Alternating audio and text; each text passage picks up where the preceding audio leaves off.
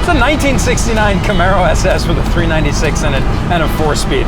It gets more American than this, and it gets more Camaro than this, but not by much.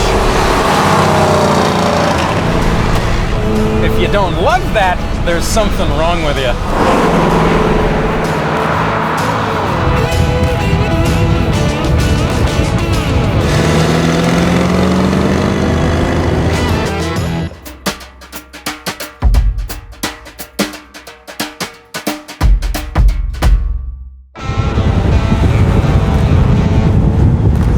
Everything about Camaro has always screamed Camaro, right? Nobody says Camaro. This is a serious piece of equipment.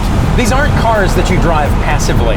You can put one hand on the wheel and tool down the road, but they want you involved. They move around. Radial tires help, but a good Camaro at speed never feels quite settled, and that's part of why you just want to drive it faster and harder and longer. It asks things of you. And the prime thing it asks of you is more throttle all the time in any situation. Who's going to say no to that?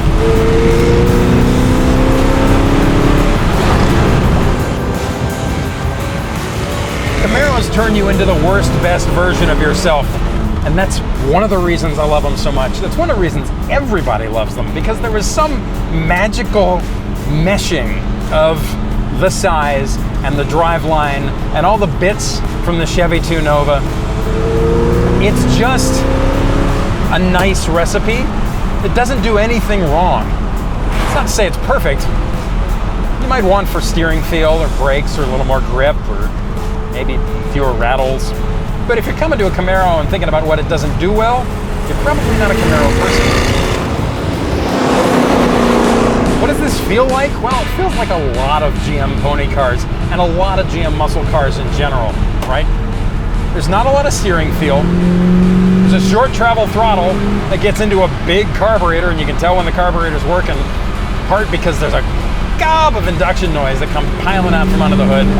Brakes take a lot of effort. The clutch feels vaguely truck-like.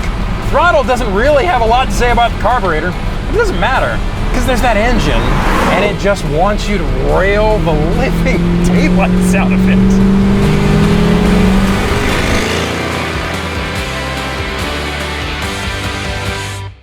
This, in 60 seconds, is why you need to care about the 1967 to 1969 Camaro. The Camaro basically exists because of the Mustang. Lee Iacocca at Ford looks at the booming youth market, decides they need a car for it, takes their Falcon Compact, puts it in a more stylish package, boom, Mustang is born.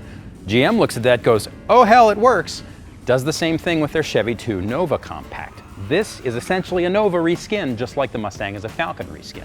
And because it was designed to be affordable, they made a lot of them and sold a lot of them. It is almost infinitely customizable, just like the Mustang. But what's cool here is that it does the same basic trick that a Corvette does at a much smaller price point. It is fast, it is grunty, it is neat, and you can screw with it, and you feel when you get into the throttle.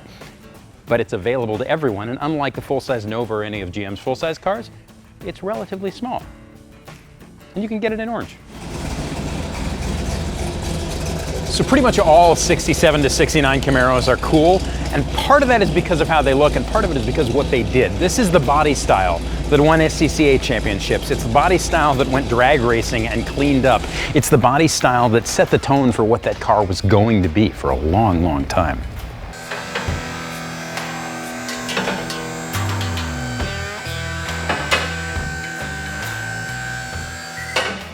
As on a Mustang, everything under here is pretty simple. This is all Chevy 2 Nova stuff, right? These control arms, these springs, so much of this is relatively straightforward, which means that almost anybody can work on one. Almost anybody. Almost anyone can work on one badly. What that means is that there are probably a lot of Camaros out there that have been bodged. Find one that somebody's done good stuff to. That sounds simple, but there are so many Camaros and so many badly modified Camaros that it's worth paying attention to. The other thing to think about is rust, right? So these rails, the rockers, all of this stuff is basically just steel with paint on it. There's a lot of rust traps, there's a lot of places where the cars can and will come apart, and they were inexpensive for a long time, even the big motor ones. So people tended to use them and use them up. If it's had bodywork, and most Camaros by this point are either garage queens or have had bodywork, make sure it's been done well and be careful. Look in the fenders, look in the wheel wells, look in the sills, get under the car if you can. A rack really helps here.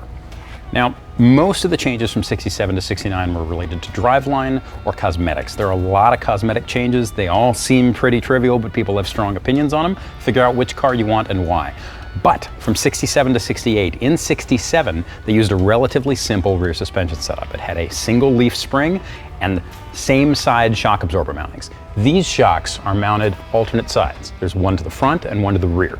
Helps mitigate wheel hop, helps the rear end of the car work a little better. It's not critical, but if you drive the car aggressively, it's a nice thing to have. Some of the early cars have been retrofitted to these axles or even just retrofitted to that damper setup. Finally, the last thing goes back to that modification topic, right? As with a Mustang, there's an infinite number of changes that the aftermarket will help you make to this car. But there's also a massive number of things that GM did to it off the line. There was a huge list of options and available engines and rear end ratios ad infinitum. It just went on and on and on. At one point, there were as many as 12 engines on sale, and I'm going to get this wrong, so I'm going to read it off my phone. There were 2 inline sixes, 2 327 small blocks, a solid lifter 302 small block, a 350 small block, 2 396 big blocks, and a 427. That's a lot of motors. And they don't all work the same way. You would think that you just want the one with the biggest motor and the most power, right? Well, the small blocks handle better and stop a little better than the big blocks. The small blocks don't quite feel the same around town as a big block. It just depends. Think about what cam grind, think about the carburetor, think about how you're gonna drive it, and then do the research and try and match the engine and drive line that you want with what you're gonna use the car for. Z28s really do handle better. The big block stuff really does accelerate better, but there are trade-offs in the middle. There were so many variations of the Camaro that there's probably one that fits your budget. If you want a 1969 Camaro SS with a 396 like this, number 2, excellent condition, values have held in the mid $40,000 range for more than a decade. Expect to pay around $46,000 for one as of September 2020. As always, values change over time, so please go to hagerty.com/valuation tools in order to get the most detailed and up-to-date information.